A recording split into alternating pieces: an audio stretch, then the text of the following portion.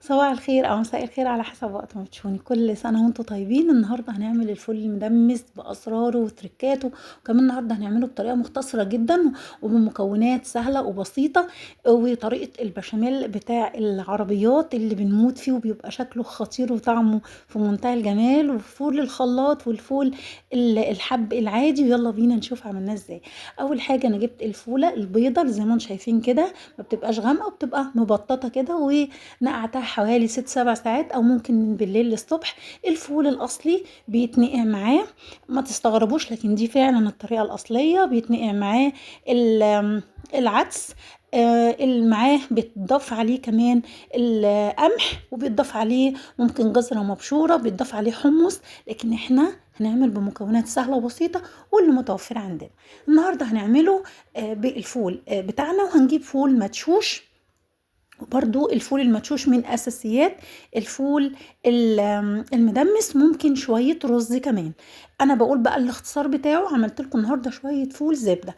جبت الفول بتاعي نقعته وحطيت عدس وحطيت فول مدشوش حوالي 3 4 معالق من كل حاجة على نص كيلو زي ما انتم شايفين كده، وعصرة ليمونة. عايزة تحطي جزر مبشور مفيش مشاكل، المتوفر عندك ضيفيه وهيطلع برضو زي الزبدة. زي ما انتم شايفين كده مية مغلية، وضفت الفول مع العدس مع الفول المدشوش. اهم حاجه انك انت تغسلي الفول كويس جدا بعد ما تنقعيه، عشان الشطف والنقع ده بتاع الفول بيساعد على تجنب اي حاجه مش مستحبه للقولون. زي ما انتم شايفين كده الميه المغليه، وحطيته في الدماسه، وبرده هحطه في قلب الحله عشان اعرفكم ان في كلا الحالات في الحله او الدماسه هي ما بيسودش مني. زي ما انتم شايفين كده. عايزين تضيفوا معلقه كركم ضيفوا، مفيش مشاكل. ما عندكمش معلقه كركم كده كده هيطلع فاتح وزي الفل ومش هيسود. زي ما انتم شايفين كده اول ما يغلي هبتدي ان انا اوطي عليه، سواء في الدماسه او في الحله. واول ما ينشف، دي بقى الاسرار بتاعته البسيطه اللي بتخليه زي السكر. اول ما ينشف الميه هضيف عليه ميه مغليه تكون سخنه جدا وما تكونش بارده عشان ما يحصولش معانا. زي ما انتم شايفين كده، بصوا الزبده في منتهى الجمال. بصوا شكله خطير زي الزبده. بصوا كله دايب مع بعضه زي ما انتم شايفين كده، وشايفين الميه بتاعته تقيله ازاي. دي اسرار بسيطه وتركات بسيطه بتخلي الفول زي الزبده زي ما انتم شايفين معانا كده، سواء في الحله او في قلب الدماسه بتاعتي مفيش فرق. اول ما النار تغلي بالميه كده زي ما انتم شايفين كده، هنبتدي نوطي عليه زي الشمعة، لدرجة ان كنتوا مش هتشوفوا ان النار قايدة ولا حاجة، لا عشان شمعة جدا. هنا بقى البشاميل بتاع العربيات. هنا شوية زيت، شوية خل، ليمون، كزبرة، واهم حاجة الطحينة، وشوية شطة زي ما انتم شايفين كده. وهكتب لكم مقادير تحت الفيديو زي ما انتم شايفين. وهقلب كل المكونات مع بعض، واهم حاجة طبعا الكمون والكزبرة والملح والليمون والخل والزيت. ممكن زيت زيتون ما فيش مشاكل، وشويه زيت حار لو بتحبيه.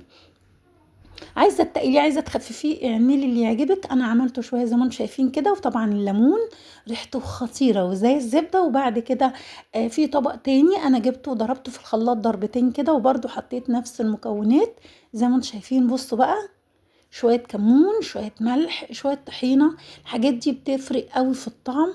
واللي طبعا ما بيحبش الفول صحيح ممكن يضربه في الخلاط. عايزة صحيح مفيش مشاكل. هو في كلا الحالات انا عملت طبق كده وطبق كده، الاتنين كانوا في منتهى الجمال. ان شاء الله يعجبكم. ولو عجبكم يا ريت تعملوا لايك وشير واشتراك في القناة، وتفعلوا الجرس.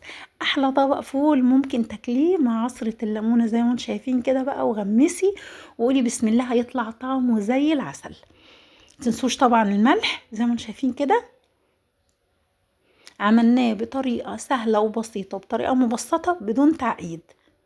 احلى طبق فول ممكن تعمليه، وكل سنة وانتم طيبين. ممكن بقى تعمليه بطماطم، تحطي من على الوش كده بيضاية ولا حاجة مقلية. والله لو سادة كده برضو هيطلع في منتهى الجمال. ده الفول بالخلاط الاولاني كان سليم وضاف الخلاط، ضربته بس يا دوب ضربتين كده، وحطيت كل المكونات اللي انا قلت لكم عليها. ادي شويه زيت وشويه ملح وشويه طحينه وشويه كمون زي ما انتم شايفين كده. وهنا الشطه بقى بتاعتنا خطيره، والطعم كان هايل. زي ما انتم شايفين كده الطبق بيتكلم عن نفسه، ما غمقش ما سودش ولا حاجه، وسهله وبألف هنا وشفا. كل سنة وانتم طيبين.